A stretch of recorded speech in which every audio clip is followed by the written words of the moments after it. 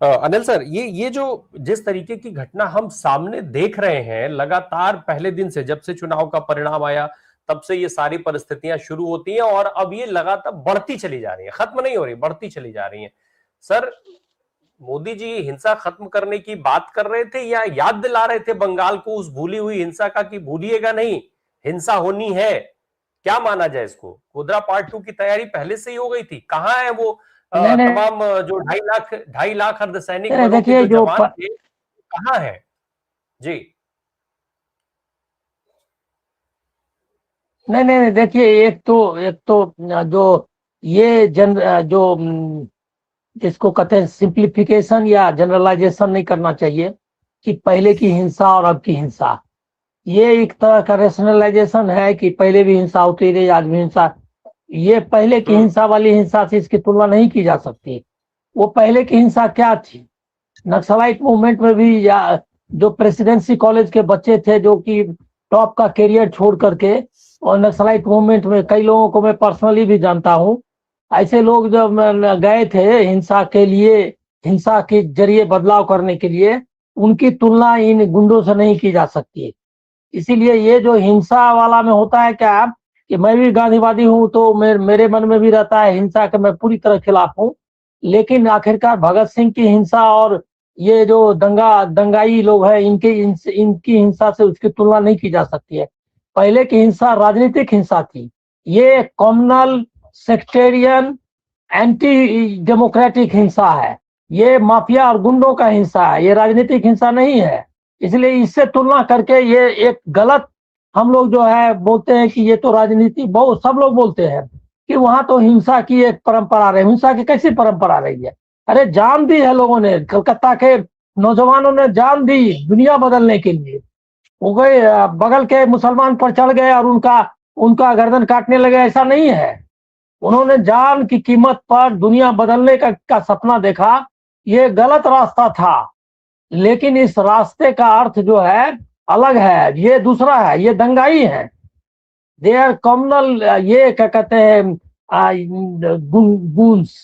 तो इसलिए इनकी तुलना उससे नहीं। पुरानी हिंसा भी क्या है? अगर मान लिया कि सीपीएम या तृणमूल कांग्रेस आपस में अगर इस वजह से चलिए, लड़ते हैं। इसीलिए तो मैं ये समझना चाह रहा हूं सर कि जो मोदी जी कह के गए, भाई आपको ऐसे हाँ, मौके पर ये सारी चीजें याद दिलाने की क्या जरूरत थी? क्यों आखिर आप इसको एड्रेस कर रहे थे अपने जीत के जश्न में? नहीं नहीं, एड्रेस कर रहे थे, इसका मतलब उनको अंदाजा था कि हाँ हिंसा होने वाली है। और अभी बीजेपी क्यों चाहे, बीजेपी का नेतृत्व नहीं चाहेगा हिंसा।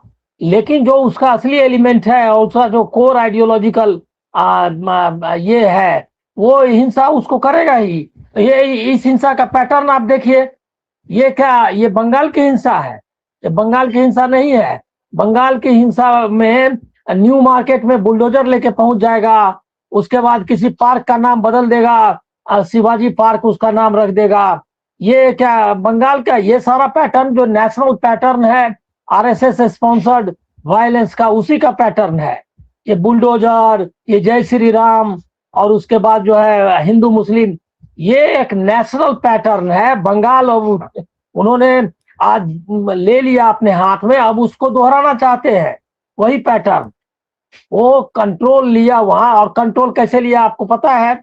बूथ जैसा किया, एसआईआर नहीं हुआ, लॉजिकल डिस्क्रिपेंसी वो भी नहीं हुआ तो सारे ऑफिसर्स हमारे रहेंगे चुनाव में, वो भी नहीं हुआ तो पुलिस लगा दी, वो भी नहीं हुआ तो काउंटिंग ऑब्जर्वर्स अपने भेज दिए, पूरा इलेक्शन को जीत लिया। उसके बाद अब उसमें भी पोलराइज नहीं कर पाया। बंगाल की जनता में मैं आपको बोलता हूं कि एकदम गलत समझ रहे हैं लोग।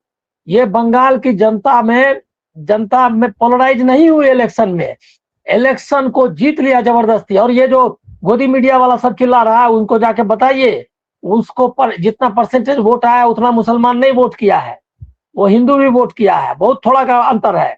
तो इसीलिए पोलराइजेशन वगैरह कहीं नहीं हुआ। वो ये क्या कहते हैं, इन्होंने बूथ मतलब कब्जा किया है, एक तरह से इलेक्शन को जीत लिया। ये लेजिटिमेट ढंग से नहीं चुनाव हुआ है, ये तो कह ही रहे लोग। अब उसके बाद उसको जस्टिफाई करना है, इसीलिए इसको हिंदू मुस्लिम दंगे में तब्दील कर देना है। ताकि वो जो इलेक्शन हुआ है वो बता सके कि हिंदू और मुस्लिम पोलराइजेशन हमने जीता है और हम मेजोरिटी हिंदू का रिप्रेजेंट करते हैं।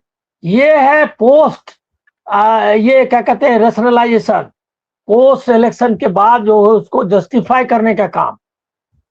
तो इसीलिए इसको देखने का एकदम नजरिया आप बदल दीजिए। एक तो एकदम मैं इसके खिलाफ हूं कि इसकी तुलना पहले भी ऐसा होता रहा है, पहले होता रहा है तो वो उनके जिनको मतलब जानते होंगे लोग जान ले फिर से, उसमें जो छोड़ करके गए थे वो सारे प्रेसिडेंसी कॉलेज के और बड़े लोग थे जो कई तो ऑक्सफोर्ड से निकले आकर के ज्वाइन किया था नक्सलाइट मूवमेंट। उनका कोई सेक्टेरियन उद्देश्य नहीं था, उनका भरोसा था कि हिंसा से हम दुनिया बदल सकते हैं। वो गलत साबित हुआ, वो गलत भरोसा था, वो भरोसा नहीं करनी चाहिए थी। ये है ये क्या कहते हैं एनालिसिस।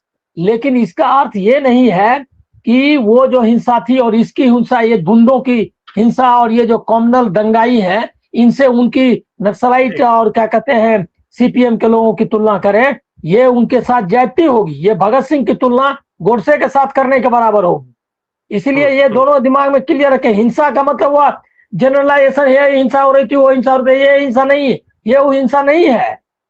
अब वो ऐसा ही है कि चे गोएवारा की तुलना दाऊद इब्राहिम से करना, वो दोनों में फर्क है। ये लोग यही है, दे आर कॉमनल क्या कहते हैं ये कॉकरोच।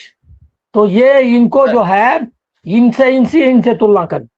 अनिल सर, एक सवाल मुझे मतलब मैं सीधे आपसे लूं, इस समय तो सब कुछ ज्ञानेश कुमार गुप्ता के कंट्रोल में है ना, तो इसका आरोप सीधे तौर पर क्या ज्ञानेश कुमार गुप्ता पर नहीं आना चाहिए? क्या इसके लिए जिम्मेदार कार्रवाई, इस्तीफा जो कुछ भी है वो ज्ञानेश कुमार गुप्ता का नहीं होना चाहिए सीधे तौर पर बंगाल हिंसा को लेकर के? तो है ही, मॉडल कोड ऑफ कंडक्ट के लागू होने के बाद स्टेट गवर्नमेंट होती ही नहीं है, सारा एडमिनिस्ट्रेशन उनके हाथ में होता है। और उसके बाद वो उन्होंने इसके लिए 2.5 लाख लोग लगाए। वे पूछा जाना चाहिए कि तुमने 2.5 लाख लोग लगाए क्या? वो सब वीडियो में दिखाई देता है, सब टहल रहा है, सब टहल रहा है और हिंसा सामने में हो रही है। और ऐसा कई बार तो देखा, कई वीडियो में तो मैंने ये भी देखा कि उधर हिंसा हो रही है और उधर जाकर देखा है और फिर वापस जा रहा है। सब उनको तो तुरंत रेजिग्नेशन, उसको तो इम्पीचमेंट के लिए कहा विपक्ष ने, तो उनके बारे में आप इस्तीफा क्या मांगिएगा? इम्पीच करने के लिए लोग बोल चुके हैं। ऐसा कभी हुआ है क्या कि जिसमें अविश्वास इतना हो और वो आदमी गद्दी पर बैठा हुआ और वो भी डेमोक्रेटिक सेटअप में?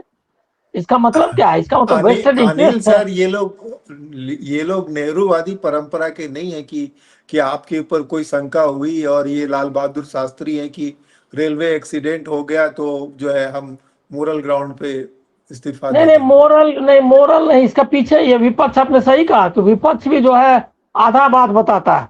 अरे बताना चाहिए कि ज्ञानेश की बेटी जो है वही नोएडा में पोस्टेड है, ये लोग कॉम्प्रोमाइज लोग हैं। बताना चाहिए कि अडानी का जो है कारोबार कैसे चल रहा है, वो राष्ट्र का नाम संबोधन किया है। इनको ये लोग निशाना मारते हैं उस पर जो कि उसके प्यादे हैं। अरे प्यादा नहीं, जो ओरिजिनल है पीछे में बैठ करके जो जिसके हाथ में पर्दे की डोरी है उसको टारगेट करो। तो वो राहुल गांधी कर रहे थे। अब अभी ममता बनर्जी अभी बिलबिला रही है। ममता बनर्जी ने यहाँ तक पहुंचने में उनको मदद की, वो सब किस्सा में नहीं जाऊंगा। लेकिन जो फाइट भी था इस बार, उनके मन में यही लालच था कि जो 1 to 1 कराएंगे और उसके बाद हम किसी न किसी तरह से आ जाएंगे। उसमें वो ज्यादा ये निकला, मतलब धोखेबाज निकला कि 1 to 1 तक नहीं रहा, 1 to 1 के अलावा भी प्लस में ऐड कर दिया 2.5 लाख ये वोटर काटो। वो 1 to 1 का नैरेटिव के लेवल पर, खाली ये सिर्फ नैरेटिव के लेवल पर थी कि 1 to 1 हम ही फाइट कर सकते हैं, जनता से हम वोट ले लेंगे। वो उसके अलावा इंतजाम किया, वो जीत गया। तो इनका ये गलत स्ट्रेटजी थी इनकी, और वो सत्ता के लालच में इन्होंने किया, इसमें कोई डाउट नहीं। लेकिन उन्होंने दुश्मन को कम आंका। उन्होंने भविष्य जो है, भविष्य में जो लिखी हुई चीजें थी उसको पढ़ने में नाकामयाबी रहे। अब है ये कि जब इलेक्शन ये कर लिया, इन्होंने लूट लिया है, तो मुद्दा है कि इलेक्शन लूट लिया है तो ये इसके खिलाफ होना चाहिए हम लोगों की आवाज। दूसरा है क्या कि इलेक्शन लूटने के बाद देश को विखंडित करने में किस तरह इसकी भूमिका होगी, बंगाल के समाज को विखंडित करने में किस तरह भूमिका होगी, और एक एटर्नल केओस में देश को डालने का इंतजाम। मणिपुर के बाद पूरा ईस्टर्न, आप देख लीजिए ये लोग कितना देशभक्त है। ये लोग सत्ता में आने के लिए आसाम जो कि बॉर्डर स्टेट है, उसके बाद मणिपुर, उसके बाद अब बंगाल, पूरा ईस्टर्न इंडिया ऐसा कर दिया कि अब हम अगर वेस्टर्न फ्रंट पर अगर फाइट होती है पाकिस्तान के साथ तो हम सेना भी भेजने की स्थिति में नहीं होंगे, क्योंकि ईस्टर्न फ्रंट भी हमारा सेफ नहीं है। पहले क्या था कि ईस्टर्न फ्रंट में कुछ करने की जरूरत नहीं होती थी, सिर्फ लद्दाख और इसके जो जुड़े हुए वो भी वेस्टर्न फ्रंट ही है वहां पे। ये अब पूरा ईस्ट को कर दिया, ये कर दिया, मतलब पूरा कंट्री को इनसिक्योर बना दिया है। ये भी डिस्कस करना चाहिए, यही देशभक्ति है इन लोगों और इसलिए कि ये जो कारोबार है कॉरपोरेट का वो चलता रहे। अभी आज ही खबर आई है कि डिफेंस जो ये है क्या कहते हैं, वो जो उनका जो कॉमन हेडक्वार्टर है ये का, उसके तरफ से एक स्टोरी प्लांट की गई, कोई बोला नहीं है, सूत्रों के जरिए वो एक स्टोरी प्लांट की गई है कि कैसे ड्रोन और इसके जरिए जो है, वो हर एक अखबार में आया, 2 अखबार में तो मैं पढ़ चुका हूँ, तीसरा नहीं मैंने पढ़ा, कि कैसे जो है ड्रोन और इसके जरिए और हम जो है सो देश में और प्राइवेट जो है क्या कहते हैं मैन्युफैक्चरर्स के जरिए हम आत्मनिर्भर हो रहे हैं ये के मामले में, और फलना मिलिट्री स्कूल को एक्सेलेंट बनाया जाएगा, एक्सेलेंस सेंटर ऑफ एक्सेलेंस, ये सब आया। अब ये अब देख लीजिए किसके लिए है, वो जो डिफेंस में जो ये क्या कहते हैं है पूरा कंट्रोल प्राइवेट को देना है, रिसर्च और मेहनत सारा किया हुआ है पब्लिक सेक्टर का और उसको सौंपना है। इनके जो टारगेट्स हैं वो क्लियर है और बंगाल को इसी के लिए लेना है। अभी बंगाल में देखिए कि क्या हुआ, बंगाल में बांग्लादेश वाला अपना बॉर्डर को सील कर रहा है, इसीलिए कि जो केओस इंडिया में होगा बंगाल में, वेस्ट बंगाल में, उससे लोग भाग के उधर न जाए। अब आप बताइए ये रिवर्स माइग्रेशन जो है वो अब उसकी कल्पना वो कर रहे हैं। अब ये कंट्री को कहाँ पहुंचा दिया ये, और इसको बताइए कि ये सब इसीलिए कर रहा है, 95 रुपया डॉलर का है, उसके बाद देश की इकोनॉमी की हालत खराब है। अब जो है मनरेगा के बाद वो जो 5 किलो अनाज है उससे भी काम नहीं चलने वाला है और कितनी हालत होने वाली है, ये सब के लिए ये जिम्मेदार है। इनको जो अब जो भी फाइट है बंगाल में उसको जनता के इश्यूज भी उसमें जोड़ने चाहिए। ये बंगाल का ही कोई आदमी बोल रहा था किसी चैनल और वो कह रहा था कि खाली ये चुनाव का मामला नहीं उठाना चाहिए।